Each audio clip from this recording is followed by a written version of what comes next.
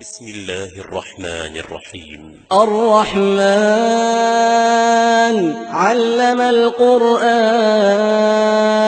خلق الإنسان علمه البيان الشمس والقمر بحسبان والنجم والشجر يسجدان والسماء رفعها ووضع الميزان ألا تطغوا في الميزان وأقيموا الوزن بالقسط ولا تخسروا الميزان والأرض وضعها للأنام فيها فاكهة والنخل ذات الأكمام والحب ذو العصف والريحان فبأي آلاء ربكما تكذبان خلق الإنسان من صلصال كالفخار وخلق الجان من مارج من نار فبأي آلاء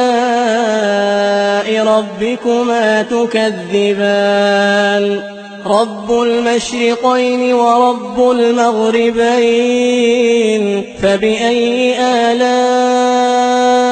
آلاء ربكما تكذبان مرج البحرين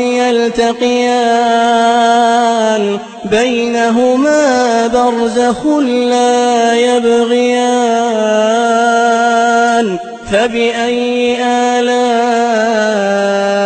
ربكما تكذبان يخرج منهما اللؤلؤ والمرجان فبأي آلاء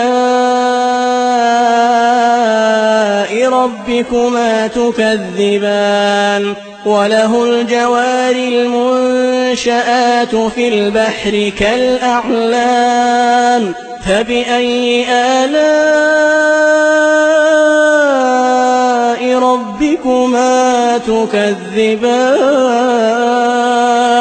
كل من عليها فان كل من عليها فان ويبقى وجه ربك ذو الجلال والإكرام.